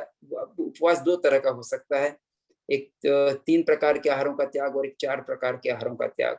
4 प्रकार के आहारों का त्याग करके भी उपवास होता है और 3 प्रकार के आहार का त्याग करके भी उपवास होता है। यानी पानी की छूट रखी जाती है, प्रासुक जल की, अचित्त जल की, चाहे वो गर्म जल हो या धोवन जल हो, जो ग्रहण किया जा सकता है, निर्जीव है, अचित्त है, उस जल को सेवन किया जा सकता है। तो उपवास, इसी तरह से आयम्बिल होता है, आयम्बिल शालाएं चलती है हमारे यहाँ पर। तो आयम्बिल आचाम्ल है, इसमें 5 विगय से 6 विगय से रहित जो भोजन है उस स्वीकार किया जाता है, वो भी एक ही समय किया जाता है। पानी लिया जा सकता है। एक नीवी तप है जिसको निर्विकृतिक कहा है। विकृति से रहित 5-6 प्रकार की विगय से रहित जो है आहार किया जाता है, और इसमें नमक का सेवन किया जा सकता है। आयम्बिल में नमक का सेवन भी नहीं होता है, इसमें नमक का सेवन किया जा सकता है। और एक अभिग्रह होता है, अभिग्रह जिसमें कि संकल्प किया जाता है कि ऐसा ऐसा होने पर मैं आहार करूंगा, नहीं तो नहीं करूंगा। इस तरह से ये मोटे रूप से प्रत्याख्यानों के जो भेद हैं उनके बारे में मैंने कथन किया है। तो इन प्रत्याख्यानों का सेवन करके, प्रत्याख्यानों के आवश्यक का भी बड़ा महत्व है। प्रत्याख्यान आवश्यक से ही कोई आगे बढ़ सकता है, आगे बढ़ने का ये दरवाजा है, और आगे पाप की प्रवृत्ति को रोकना है तो प्रत्याख्यान करना चाहिए। और प्रत्याख्यान के माध्यम से ही कोई 12 व्रतों को स्वीकार कर सकता है, और रोज भी कोई प्रत्याख्यान कर सकता है, आज इतने द्रव्यों का सेवन करूंगा, आगे सेवन नहीं करूंगा। जो हमारा 7वां व्रत है, 12 व्रतों की जानकारी हो पहले, 12 व्रतों की जानकारी होने पर बहुत सारे पापों से छुटकारा हो सकता है। साधु तो 5 महाव्रत धारण करते हैं, और उनके साथ साथ और भी व्रतों का, रात्रि भोजन का पूरी तरह त्याग होता है। हम 12 व्रतों में कुछ मर्यादा करके और कुछ व्रतों को स्वीकार कर सकते हैं, ये श्रावक के लिए विधान है। जो इसमें आगे बढ़ता है वो ज्ञान, दर्शन, चारित्र और तप की आराधना में आगे बढ़ सकता है और पापों का विनाश कर सकता है। और ये जो साधना है, संपूर्ण साधना, वो आत्मविशुद्धि की साधना है, अपनी आत्मा को निर्मल बनाने की साधना है, पापों से किनारा करने की साधना है, पापों में जो अतिक्रमण कर दिया था उससे लौटने की साधना है, और आगे के लिए भी सावधान जागरूकता पूर्वक जीवन जीने की साधना है। ऐसी महत्वपूर्ण साधना से युक्त इस आवश्यक सूत्र को अपनाने की हर साधक के लिए आवश्यकता है, उसके अनुसार जीवन जीने की आवश्यकता है, और भाव आवश्यक करने की आवश्यकता है। आवश्यक के और भी भेद किए जाते हैं, लेकिन मैंने उस तरह से, क्योंकि वो थोड़ा कठिन विषय भी हो जाता है, आवश्यक व्यतिरिक्त आदि का, उसमें मैं नहीं गया हूँ, लेकिन ये महत्वपूर्ण जो इसमें मुख्य बिंदु थे उनकी चर्चा मैंने आपके समक्ष की है। एक विशेष बात यह है कि इसमें जो टीका है आवश्यक की, मैंने कुछ तो आपको चूर्णी आदि के बारे में बताया, लेकिन मलयगिरी ने भी इस पर टीका की रचना की। हरिभद्र के अलावा मलयगिरी के द्वारा भी टीका की रचना की गई है। तो ऐसे आवश्यक मलयगिरी वृत्ति है, तो इसका भी अध्ययन किया जा सकता है। जितना आवश्यक का अध्ययन करेंगे उतनी ही हमारी इंद्रियां वश में होंगी, मन वश में होगा, और आत्मविशुद्धि होगी, गुणों में हमारी निरंतर वृद्धि होगी, गुण धारणा होगी। यही निवेदन करने के साथ मैं विराम लेता हूँ। धन्यवाद।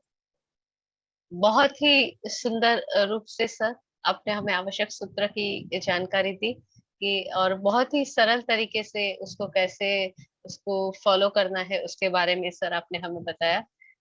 आपने आरंभ में बताया अपने व्याख्यान में, प्रवचन में, कि श्रवण के लिए और साधु दोनों के लिए अत्यंत आवश्यक है ये सूत्र, और इसीलिए उसको आवश्यक सूत्र कहते हैं। उसके कई सारे नाम है जिसकी चर्चा भी आपने हमारे साथ की। अपने आरंभ में श्वेतांबर और दिगंबर दोनों हमारे जो संप्रदाय है उस दोनों में ज्यादातर एक ही प्रकार के, मतलब सिर्फ आगे पीछे कुछ होता है, किंतु ऐसे काफी उसमें समानता है। तो ऐसा एक आवश्यक सूत्र जो मूल सूत्र में नहीं है, फिर भी आगम सूत्र का एक महत्वपूर्ण हिस्सा है, उसकी बात आपने हमें समझाई। 6 आवश्यक सूत्र कौन कौन से हैं उसका आरंभ करते हुए आपने कहा कि सामायिक, चतुर्विश स्तुति, वंदना, प्रतिक्रमण, कायोत्सर्ग और प्रत्याख्यान। और दिगंबर परंपरा में प्रत्याख्यान आगे आ जाता है, कायोत्सर्ग पीछे होता है, उसकी बात आपने हम बताई। उसके बाद ये 6 जो हमारे आवश्यक सूत्र है, वो 6 आवश्यक सूत्रों की विशेषता क्या है, उसमें कैसे उसको करते हैं, उसके बारे में बताते हुए आपने सामायिक के बारे में बहुत ही विस्तार पूर्वक बताया कि अनुयोग द्वार सूत्र में सामायिक के बारे में क्या कहा है, सामायिक की साधना जीवन कल्याण का कारण कैसे बनती है, हमारे विकारों को शांत करने के लिए आचार विचार द्वारा मन को शांत करने के लिए ये काफी आवश्यक है। आवश्यक करणी, ध्रुव निग्रह, ये सारे जो आवश्यक के लिए जो संज्ञा है, उसकी बात भी बीच में आपने हमें बताते हुए कहा कि जो साधु वगैरह है, उनको तो ये आवश्यक सूत्र कंठस्थ कराए जाते हैं। और द्रव्य आवश्यक और भाव आवश्यक, ये 2 प्रकार के होते हैं। और जो भाव आवश्यक अति आवश्यक है, क्योंकि वो चेतना से जुड़ने के लिए आवश्यक होता है, वो चेतना से जुड़ने पर ही ये हो पाता है। उसके बाद आपने हमें फिर से सामायिक के बारे में बताते हुए कहा कि राग द्वेष से कैसे मुक्ति होती है, मन वचन काया से सामायिक कैसे करते हैं। और वहां बीच में योगेश भाई का प्रश्न भी आया, तो विपश्यना के बारे में, जिसको आपने वहीं पर शामिल कर दिया। ये सामायिक करते हुए एक समता का भाव जो निर्माण होता है, शत्रु कैसे मित्र बन जाते हैं, और एक लोकालोक प्रकाश हमें किस तरह से प्राप्त होता है, समस्त प्राणी के प्रति हम जो समता भाव धारण करते हैं, उसके बारे में बताया कि ये 48 मिनट का ही जो होता है, उसके भी एक साइंटिफिक रीजन है, जिसके उमंग भाई ने ये प्रश्न पूछा, जिसका उत्तर भी आपने दिया कि कंसंट्रेशन के लिए 2 सामायिक भी होती है, 3 भी कर सकते हैं, बट मिनिमम जो 48 मिनट्स है, उसका साइंटिफिक जो रीजन है वो भी आपने हमें बताया। उसके बाद आपने हमें दूसरे आवश्यक के बारे में सर बताया, और दूसरा दूसरा अध्ययन जो है एक ही पाठ है उसमें, जिसमें 24 तीर्थंकरों की स्तुति है, और उसमें ये वंदना का जो भाव है वो आपने बताया कि किस तरह से वो वंदना की जाती है। और श्रावक भी करता है, साधु भी करता है, साधु अपने गुरु को भी जो करता है वंदना, उसके बारे में सर आपने हमें बताया। फिर हमारा जो आगे जाते हुए सर आपने हमें प्रतिक्रमण के बारे में बताया कि प्रतिक्रमण किस तरह से, उसमें 4 मंगल की जो बात आती है, उसमें 4 पाठ है गए, और वो 4 मंगल की जो बात आती है, और जीव की हिंसा जो हमने की है उसके प्रति हम उसका स्वीकार करके उससे जो हम क्षमा मांगते हैं, और दिन में जो 2 प्रतिक्रमण करते हैं, एक सूर्योदय से पूर्व और एक सूर्यास्त के बाद, उसकी बात आपने की सर। उसके बाद आपने कायोत्सर्ग की बात हमें बताई, और कायोत्सर्ग की आवश्यकता हम सभी जानते हैं कि आत्मा के कल्याण के लिए अति आवश्यक है। और उसके बाद प्रत्याख्यान के बारे में भी हमें बताया कि हम राग का जो प्रत्याख्यान है, कैसे इस तरह प्रत्याख्यान करते हैं, उसके बारे में काफी विस्तार से सर आपने बताए। विविध प्रकार के जो तप है, वो 12 प्रकार के तप, जिसकी जानकारी आगे भी आपने हमें दी है, और वो कैसे धारण करते हैं, आयम्बेल, निवि तप, अभिग्रह जो धारण करते हैं, उसके बारे में सर आप हम बताते गए। इस तरह से हमारे जो षड आवश्यक है, वो षड आवश्यक के बारे में मैं सभी कुछ यहाँ रिपीट नहीं करती हूँ, नहीं तो और ज्यादा थोड़ा समय चला जाएगा, और 2-3 प्रश्न आए हैं वो रह जाएंगे। तो ये हमारे षड आवश्यक और वो षड आवश्यक के हमारे जो विशेषता है उसके बारे में बताते हुए सर 2 प्रश्न यहाँ पर हमारे सामने आए हैं। कृपा बहन का एक प्रश्न है, जो पूछते हैं कि सारे जैन आवश्यक सूत्रों को मानते हैं, तो फिर वो अलग विधि या अलग क्रिया को क्यों करते हैं? सारे जैन आवश्यक सूत्र को मानते हैं। मानते तो है। आवश्यकों को सब मानते हैं, षड आवश्यक को सब मानते हैं, लेकिन जो आवश्यक सूत्र है उसमें दिगंबर परंपरा का सूत्र अलग है, मूलाचार के आधार पर वो करते हैं, और उसमें से भी आवश्यक निरुक्ति निकाली गई है, आवश्यक निरुक्ति। और यहाँ श्वेतांबर परंपरा में आवश्यक सूत्र अलग है, पर षड आवश्यकों में जो आराधना है उसमें क्रम में आगे पीछे हो सकता है, कुछ वृद्धि हुई हो, तो कहीं कुछ कम पाठ हैं, कहीं ज्यादा पाठ हैं, ये अंतर हो सकता है। और श्रावकों के प्रतिक्रमण तो बाद में निर्धारित किए गए हैं, श्रावकों के प्रतिक्रमण आवश्यक सूत्र में नहीं रहे। आवश्यक सूत्र के बाद आचार्यों ने श्रावकों के प्रतिक्रमण तैयार किए, इसलिए उन प्रतिक्रमणों में कुछ पाठों का अंतर है और अपनी अपनी दृष्टि से उन पाठों का विकास किया गया है। इसलिए श्वेतांबर परंपरा में भी मूर्ति पूजक परंपरा, स्थानकवासी परंपरा के जो श्रावक प्रतिक्रमण में उनमें अंतर है। वहाँ कुछ वंदित्व और दूसरे दूसरे पाठ बोले जाते हैं और यहाँ उन पाठों को नहीं बोलते। तो ये अंतर क्योंकि आचार्यों ने बाद में तैयार किए हैं प्रतिक्रमण श्रावकों के लिए, इसलिए उनमें अंतर है। वो श्रावकों की रुचि को भी ध्यान में रखा होगा, उनकी आवश्यकता को ध्यान में रखा होगा, उस तरह से बनाए गए हैं। पर जो 12 व्रत हैं उनके अत्याचार लगते हैं, उसका तो प्रतिक्रमण होना चाहिए। इस दृष्टि को रख करके भी प्रतिक्रमण तैयार हुए हैं। दिगंबर परंपरा में प्रतिक्रमण साधु तो करता है, श्रावक के लिए कोई ज्यादा प्रचलन में नहीं है, पर कुछ करते भी हैं और नए पाठ भी तैयार हो रहे हैं। वहां अभी भी कुछ इस संबंध में पाठ रखे जा रहे हैं और प्रतिक्रमण किया जाता है। पर जैसा विधान यहाँ है श्वेतांबर परंपरा में प्रतिक्रमण का, श्रावक का, वैसा श्रावक का प्रतिक्रमण का अभी वहां पर प्रचलन में नहीं है। दिगंबर परंपरा में उतना नहीं है, दूसरे पाठों से ही प्रतिक्रमण कर लिया जाता है। प्रतिक्रमण का महत्व अंगीकार किया गया है, पर नियमित रूप से करना और उन पाठों से करना इसके संबंध में बराबर नहीं है। अभी साधु का लिए तो आवश्यक है वहाँ। थैंक यू सर, बहुत ही विस्तार पूर्वक आपने हमारा सवाल का जवाब दिया। सर एक छोटा सा सवाल ये योगेश भाई का है कि पचखंड कब लेना है, बिफोर सनराइज, चौवियार सनसेट तक करना है या उसके पहले करना है? पचखान आप कभी भी कर सकते हैं, दूसरे दिन का आज शाम को भी कर सकते हैं प्रतिक्रमण के समय। जैसे आज शाम को प्रतिक्रमण कर रहे हैं तो उस समय भी हम कल दूसरे दिन के लिए कर सकते हैं, लेकिन प्रत्याख्यान करने के बाद वो लागू हो जाएगा तब से। जैसे उपवास का प्रत्याख्यान करना, तो जब प्रत्याख्यान ग्रहण कर लिया तब से लागू हो जाएगा। तो अधिकतर पाठ जो है वो उगए सूर्य के हैं, सूर्य उदय के समय हम पाठ ग्रहण करते हैं, तब से प्रत्याख्यान करते हैं। और मन में कभी धारण भी कर लेते हैं कि भाई सूर्योदय से मुझे ये तप करना है, उपवास करना है या एकाशन करना है, और प्रत्याख्यान बाद में गुरुमुख से ग्रहण कर लेते हैं। तो हम भाव रूप से उसको सूर्योदय से स्वीकार कर लेते हैं, या जब से हम स्वीकार करना चाहें तब से कर लेते हैं, और फिर प्रत्याख्यान बाद में भी कर लेते हैं। पर वो लागू तब से ही होगा, सूर्योदय से लागू हो जाएगा। और कोई प्रत्याख्यान पहले से भी लागू हो सकता है, तो पहले कर लेना भी उत्तम है। पर ऐसा नहीं है कि हम प्रत्याख्यान पूरे दिन भर में ग्रहण नहीं करें और शाम को प्रत्याख्यान ग्रहण करें, तो उसका महत्व कम होता चला जाता है। समय पर प्रत्याख्यान लेना ज्यादा अच्छा है। और एक अंतिम प्रश्न ये है सर कि षड आवश्यक की बात सिर्फ अनुयोग द्वार सूत्र में है या आगम में और कहीं भी प्राप्त होती है? नहीं, षड आवश्यक की चर्चा आवश्यक सूत्र में तो है ही है।